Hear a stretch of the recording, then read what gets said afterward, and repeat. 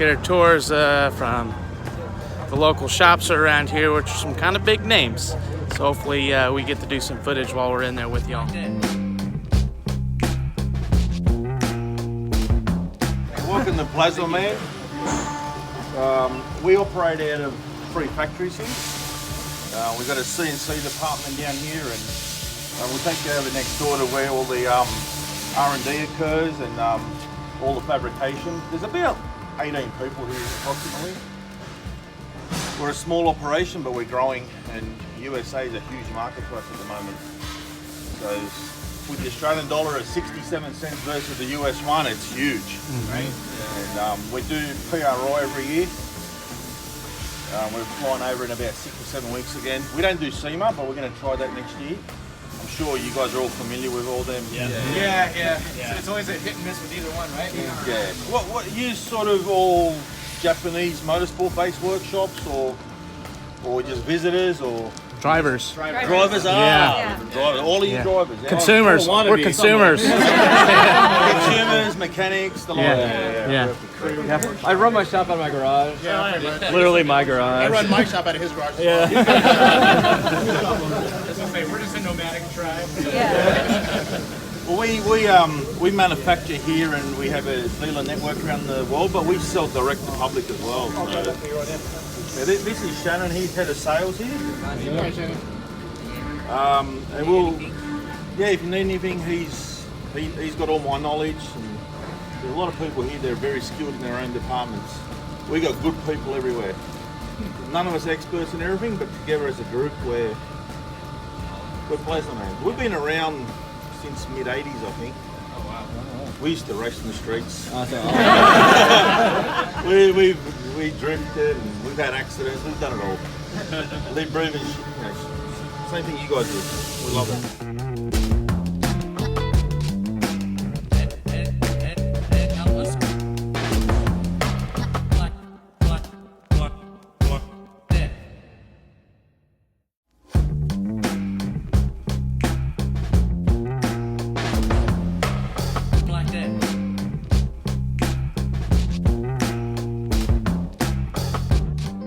Everything is still hand built here and built to order. So we can customise things to a certain degree.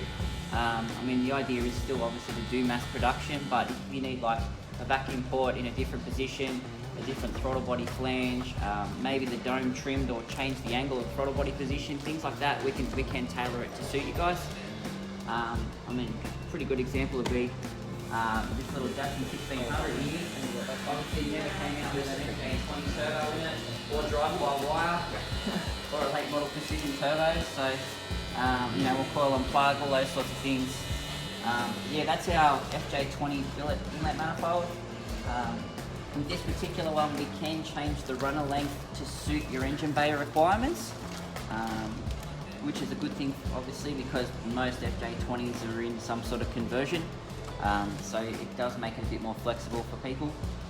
Again, I think that's a 72mm Bosch drive-by-wire throttle with one of our plasma clamp adapters on it. So this literally just bolts to the front of the Bosch drive-by-wire. Means that you can run one of our clamp assemblies. As opposed to welding it on the throttle. That's correct, yeah. And being drive-by-wire, you don't really want to weld it because the heat can warp it. I mean, a lot of people will tell you if they've ever done an LS throttle and welded a clamp to it, they're made of a really poor casting. They're not good. So this way, we make them for the LS now as well, so they just bolt on. They've got an O-ring seal on the inside.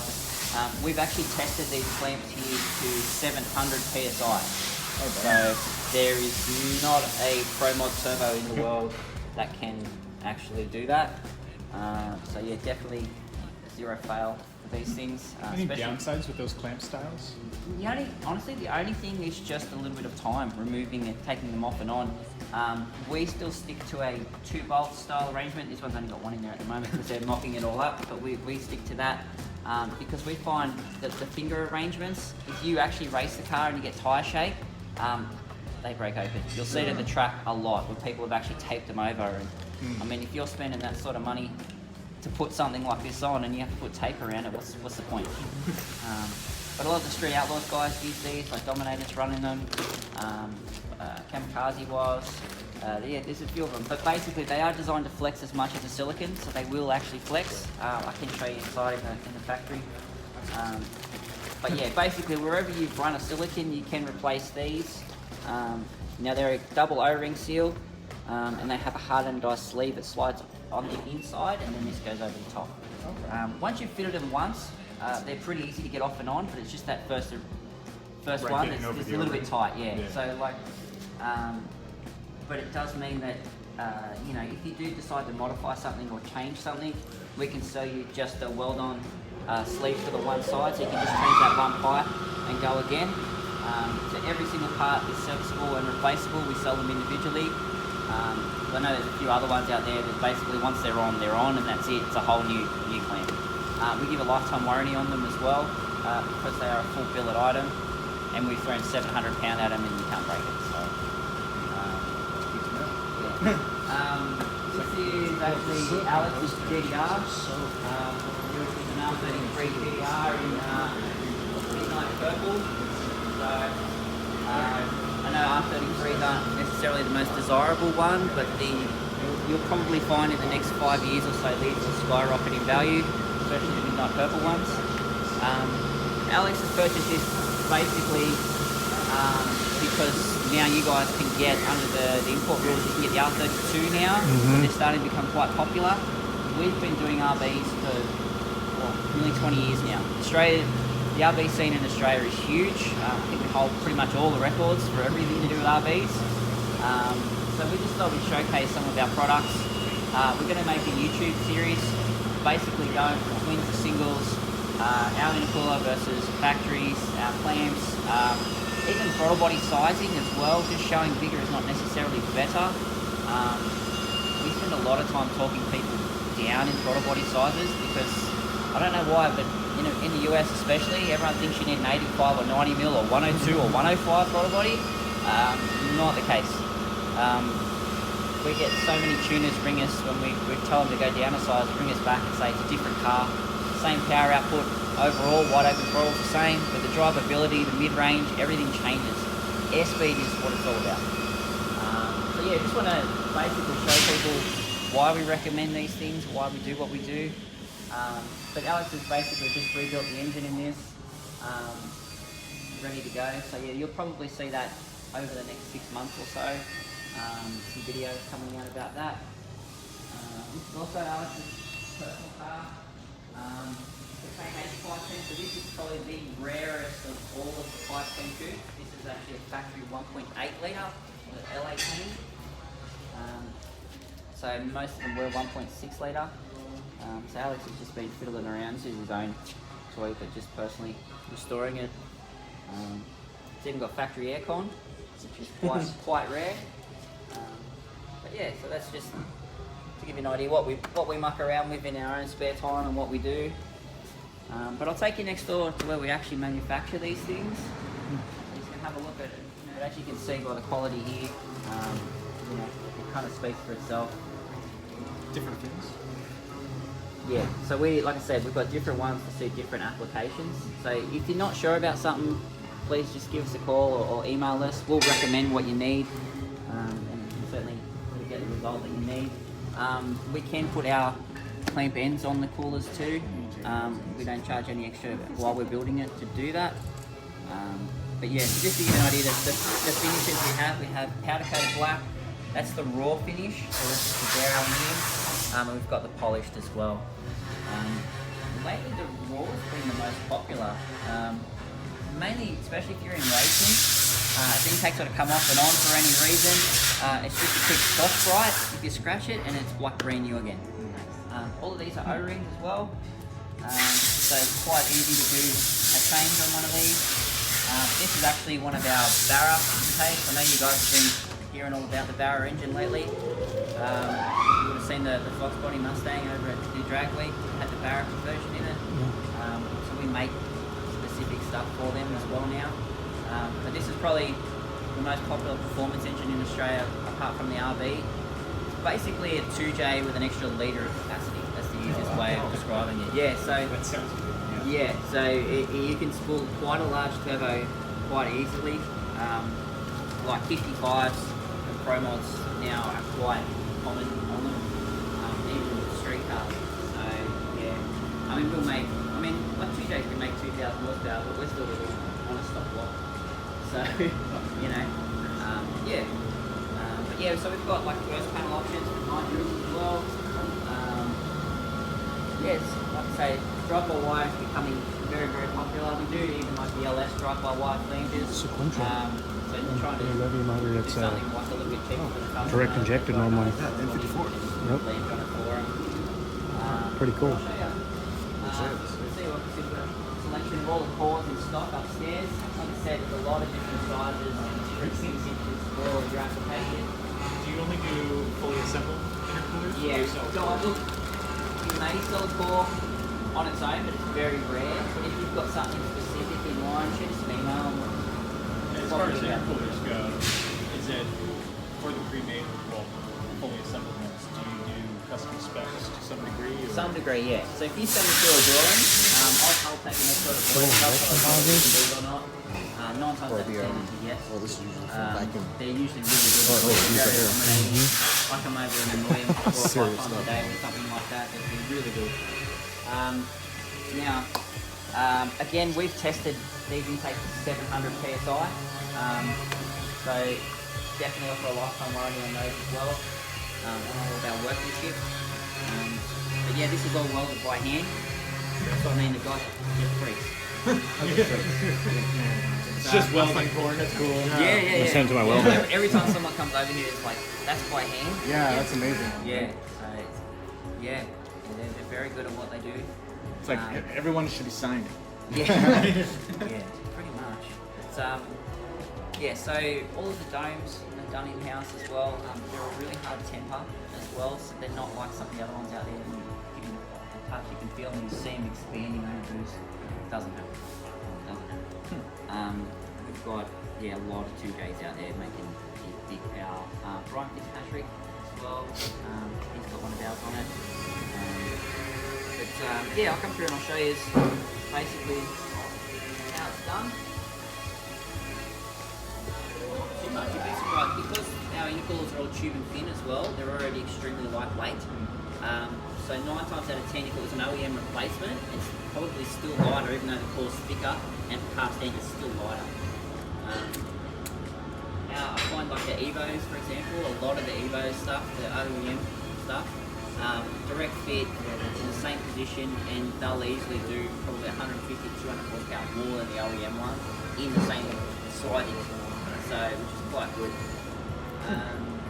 Now fuel rails, we do them in black or silver, depending on what you're doing with your application. Same with throttle bodies. Throttle bodies come in black and silver as well. So you can mix and match and tailor around things to suit your engine bay. I know a lot of people like to do that.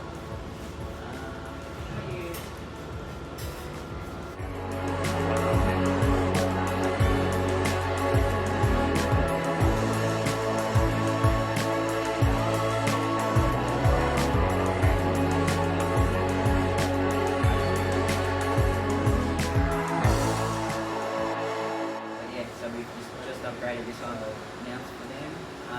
But again, as you can see, this particular one is still made by hand. Whereas this particular series we've gone full billet now. But you'd be surprised, just even with billet, it's actually not that bad considering. It's still heavy, but it's not that bad. If that was the equivalent bar and plate style, forget it. You won't be picking that up. It's too big. So how long does it take from beginning to end? Well, because they're built to order, they go in a queue because we've only got so many fabricators. They go in a queue. The normal process is about 2 to 2.5 week turnaround. From start to finish, which is pretty good. You know, and we're pretty good with the deadlines. Usually, if we say it's going to be 2.5 weeks, it's 2.5 weeks. If it's any longer, we'll let you know. It just depends seasonal too. As to how busy we are, but as an average, it would be 2 to 2.5 weeks. I'll show you guys. It's a little bit hard in here because they're all kind of making things off and on. This is where the sausage is made. Yeah, exactly. But I mean, we have this is North is just our He's going, guys. fabricator. So he's the guy that welded that intake is we're just ruling about. Oh, we try our best here, you know. All put in effort to get the best quality product we can. Yeah, that's the difference, man. You're not buying something that's mass produced in China. I mean, this is why they are what they cost. They always do what they say they're going to do, and they're built by hand, which is Exactly. We train our guys from start to finish. Like Jason's just started, and he's gonna be one of the best welders out. Like no doubt about it. And he's only 16. Nah, more. No, he does really well. You just need to have now a stamp on the inside, so it's like made by. Done. It's, I mean, all the cores here are pressure tested and smoke tested as well before they leave. They sort of go through 2 quality control checkpoints. So the boys have got their quality control on this side, and then when it goes to dispatch, when they package it, they also go through their own there as well. So it sort of goes past 2 points. So it's very rare that something gets past anybody, which is a good thing. Yeah, we've kind of had to evolve a bit, just because production's got a bit out of control. Yeah. Now that we've sort of hit the US and sort of the worldwide market as well. So yeah, we've had to kind of change the way we do things for mass production. Try and make it a little bit faster. Just a little bit faster, so we still stay in that deadline for people. Quality's still the same, but Yeah. production-wise, it's a lot quicker. But again, like we say, depending on what it is, you know, you're always welcome to give us an email and just say, hey guys, I'm looking at building this, what would you recommend? Or I've put a 2J into something, which is usually what the email I get is. Yeah. Into this carcass. Yeah. Yes, yeah. You know, like we've done heaps of them in S chassis before. You know, yeah, pretty much everything. Yeah, basically everything. Yeah, SR swaps into a lot of things. Yeah, barrel swaps is the new thing now. Yeah. LS swaps. Where are you guys from? America. America, yeah. I was like LS swaps, everything. Or 2J. Case swaps. Case swaps are getting big. Yeah. Yeah. Yeah. Yeah. That's the only thing we don't do. In Australia, it's not overly popular. And the owners over here are a little bit special. That's the best way of putting it. They probably don't like hearing that, but yeah, they always want something in hot pink or something like a little bit different, and it's just, yeah. Nothing wrong with that. No, that's true. That's what you're into. I was like hot pink zebra. It Yeah, works. yeah. I mean, if they pay for it, it's just business, isn't it? Yeah, that is true. But yeah, so it's something we may look at in the future. But honestly, our product line's pretty big. Yeah. We've got probably 90% of the Nissan range covered. Yeah, LS, big block. Got a lot of BMW or something. Yeah, the N54, N55 engine as well. So yeah, you'd be surprised when you actually look on the website at how many products there is. It's more than you'd think. So pretty much if you're doing most conversions into something, we've got you covered. Or the run-of-the-mill actual vehicle it came out of. Yeah, what else am I going to show you guys? And obviously we've got our order boards over here. Every customer goes on the board, their own specific requirements as well as a build sheet, so they get cross-checked before they get built. But yeah, like I said, we've got obviously all the jigs and stuff are over there for each intercooler and intake. But yeah, it's pretty much it, man. It's not that easy to kind of show you everything in one go. But yeah, to give you an idea, I mean, you can see what sort of cores we've got from vertical flow ones for like twin turbo LSs.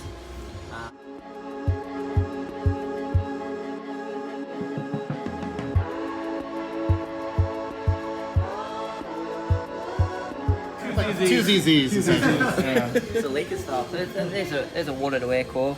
To give you an That's what idea. we need. Yeah. So they're a good dual size. pass system in Yeah. these. We use a brick design rather than the barrel. We find that they're actually stronger this way, and they tend to actually have a little bit more surface area as well. So for the same equivalent size, they actually will work better. What kind of power drops do you get over that? On these, Or not power Pressure drops, drop. pressure drops, it's very little. Pressure drops always something everybody asks you about, and the honest truth is everyone's setup makes a difference. Fuel type, the turbocharger type, it's CFM, it's volume. So you are going to get, if you don't have a pressure drop, your intercooler is not working. It has to scrub air to cool it. That's the truth. You want to try and get as little pressure drop as possible with the best cooling and flow as possible. And that's the art. That's why we say, if you're not sure, talk to us. Don't just buy something and then ring up and say it doesn't work, because we'll say, well, we could have told you that. You know, so if you're not sure, we're here to help. But look, on something like that, you're probably lucky to see like £2. 2 to 3 pounds is probably where you'd be at. Intercoolers, again, is application specific. You know, like if you've got an 88mm turbo trying to go through a 76mm core, what do you think is going to happen?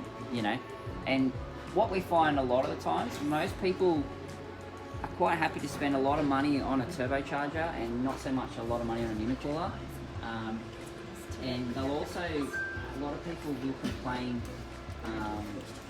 about temperatures in an intercooler, and when you dive into it with them and you start asking them not only about pressure drop on either side of the core but about temperature, most of them are overclocking their turbos. It's really, really common nowadays, overspinning turbochargers. So, I mean, nowadays they've got speed sensors on them, people should be using them, because they'll ring me and say, I have 80 degrees at my inlet, what's going on? And then when you find out it's 350 degrees coming out of the turbo, you go, well, there's your problem. The cooler's actually doing a great job.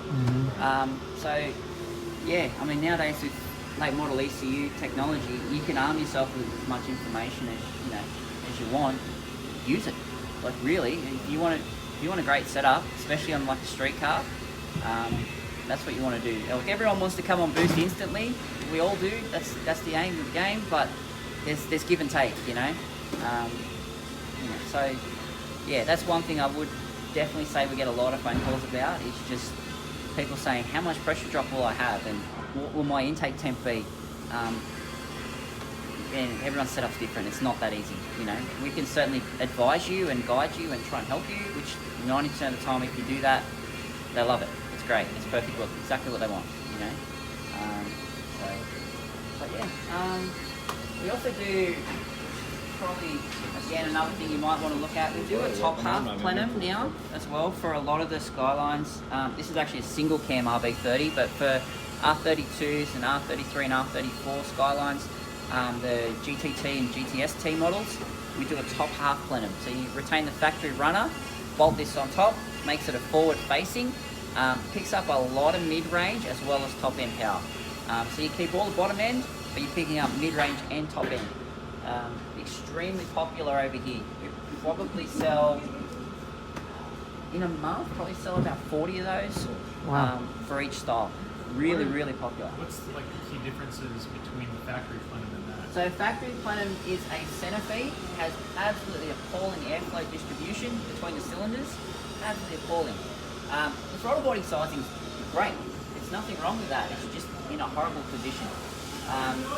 Also, you chop out a heap of intercooler piping by going forward facing, so you're reducing lag and better airflow distribution. Plus, there's a bit more volume in it, so like I say, you pick up mid-range and top end.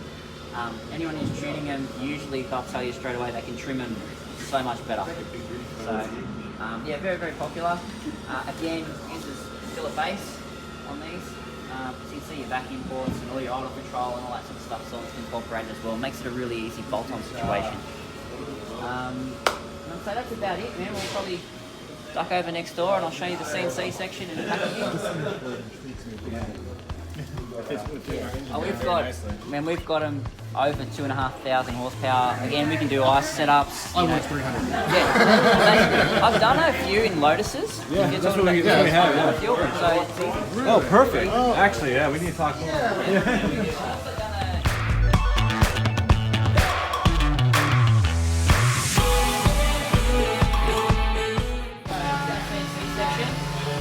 We've got 5 CNCs and 1 CNC lathe. Now, as you can see, the boys here are assembling some of our plasma clamps. Like I said, they're really, really popular around the world, those clamps. We basically have one machine going around the clock. We can't keep up with how many we actually need. So, yeah, I'll give you a quick walkthrough. You can see we've got a big block there. Those cylinder heads, I think they were originally off Dominator's car, because we made a big block intake specifically for his setup. Yeah, this is the kind of goodies we produce here for LS7.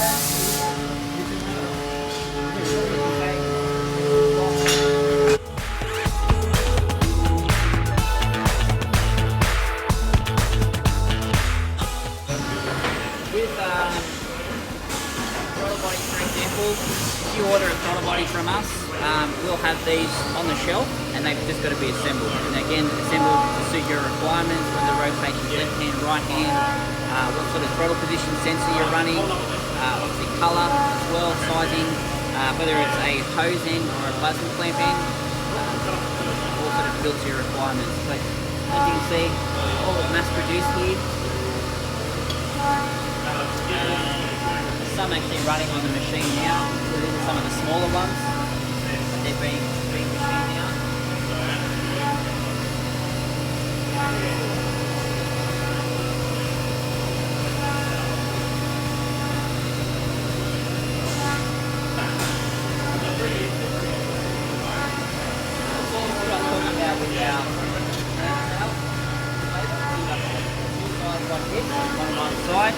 O-ring on the side, you get your hard anodized sleeve which slides over the top, and then you've got your shell which goes around the outside all together.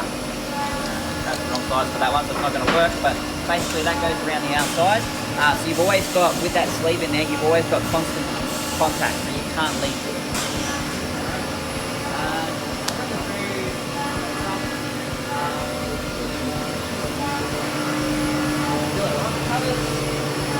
Started on the 2Js now. These will be baffled and non-baffled. You have an option for both. See, we've got some valley plates there for LS, for example.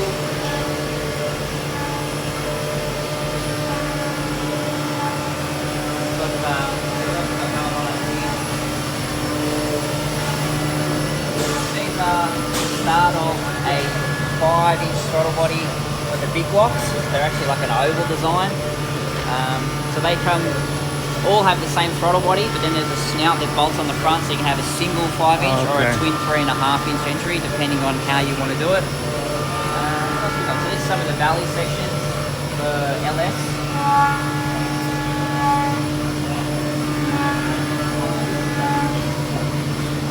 Being machined now in there. Have a look.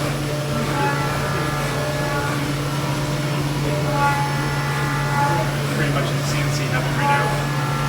Yeah. Yeah, it's pretty cool.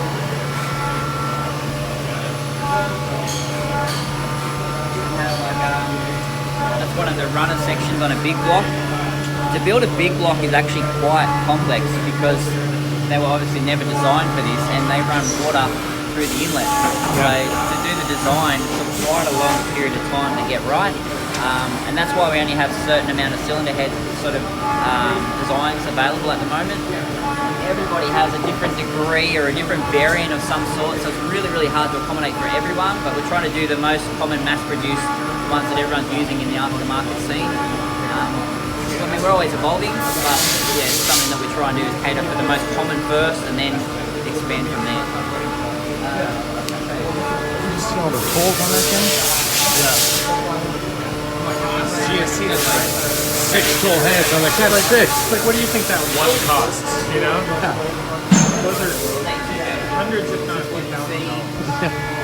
Next door. Basically, this is the kind of block you need to build a 2J. That's the start of one right there. So it's a big chunk of billet. This is an RV30, but again, to give you an idea, all that is waste. You just remanufacture. Do you use the waste at all? It gets recycled. Yeah, it gets recycled, but you waste a hell of a lot. Like for example, an LS intake, there's 24 hours in machining. Starts off with 100 kilos of billet, gets down to under 18 kilograms. So there's a huge How many amount. kilos of billet to start? 100. 100. So there's 4 pieces to it, and it equates to 100 kilos. So yeah, it's a lot of time, a lot of effort. That's why in the R&D mode, all the tooling, the jigs, the anodizing, People look at the end cost and go, oh, that seems like a lot. yeah. That's a lot of work. Makes sense. Yeah. 60612, so it's all aircraft grade, it's not cheap stuff, this is all, like if you ever actually had to weld to it, like everyone who ever welds to it just goes, wow, because it's just so pure, the quality. You don't get the weird pocket. Welds it. No, you don't get any 6061, I purity, think. yeah, 6061. 661. But yeah, so they'll all be engraved, it's a genuine item. Yeah, obviously RV here is extremely popular. So,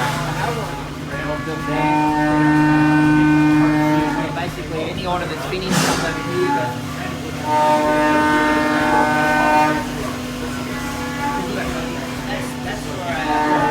Bead roller? Bead roller? Yes. I gotta tell Jamie, like, that shop on this other side, perfect size. That's all I need. Yeah. And That's how you put a car in it. Just a shop. Manufacture silicone hoses as well. Now all the diesel products with the silicone hoses, we put a wire reinforcing through the silicone. It's an industrial grade silicone, so it's got a much higher temperature rating. And we also put a liner on the inside of the silicone so that the oil mist doesn't deteriorate the hoses. So they're much more durable than the factory stuff. We sell a lot of those, a lot. Very, very popular. You have a Ranger or a Navara or Colorado. Colorado. Yeah. Yeah. We used to have a name Rodeo. They changed it over to Colorado. Yeah. Exactly. So yeah, a lot of them around the world. So yeah, that's everything we do. We try and do a bit better than an OEM. We're going to replace it or upgrade it. So, but yeah, I mean, give you an idea. We're talking about commodities.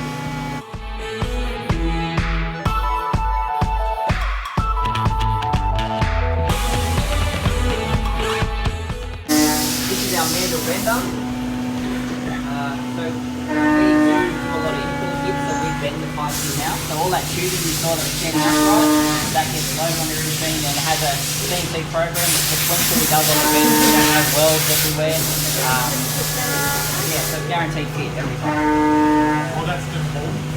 Yeah. That's pretty much about it. It's a little bit hard to show you everything, but to give you a general gist of what we do, when you move so much stuff and mass produce it, this is what you got to do. Mm-hmm. Very cool. Yeah, also very cool to be doing Yeah, it's very rare, especially in Australia with manufacturing costs and labour. It is quite high. And even the machines. Yeah, and they're all American. Yeah. That's all that. Yeah, but no, they give us really good support. They're really, really good. So definitely recommend them. And again, now the best part is we've got so many, everything's interchangeable. So yeah, it's really good. Really good tolerance too. That's the other thing. When you do a billet, we can guarantee things to a certain tolerance. Like I say again, it's all about direct fits. So, but yeah, even like I think what's really the best example. Again, back to RV, I guess. All of our stuff's evolved over the years. We do value feedback from people too. Like if I had 20 people say this part here is a pain to fit, we'll go back and look at it and try and redesign it to make it a bit more user friendly. So that the next time you purchase one, your install time's down, brings the cost down for your customer as well. But we do a water rail design in the full directed head pumps, which replicates the OEM factory water flow, so you don't require a header tank or any of that sort of stuff. You still got to bleed it at the top, but once it's bled, that's it. It's the same as OEM. We're one of the first people to actually replicate that. Everyone seems to be sort of doing the same thing, but you don't spend another $1,000 in fittings and greater fittings and header tanks trying to do the same as factory. You just buy it, bolt it on, bleed it, set, done. But yeah, it uses the factory radiator hose still. We spend a lot of time now. Even the dome itself can go through the factory GDR hole because GDR is getting worth so much money. No one wants to cut a hole in them anymore. Yeah. So just little things like that we're always moving forward with and just trying to make a difference. But apart from that, that's it.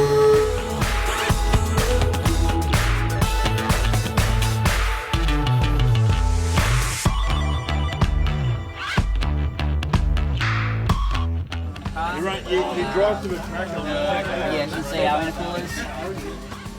Literally stock block, stock head, stock everything.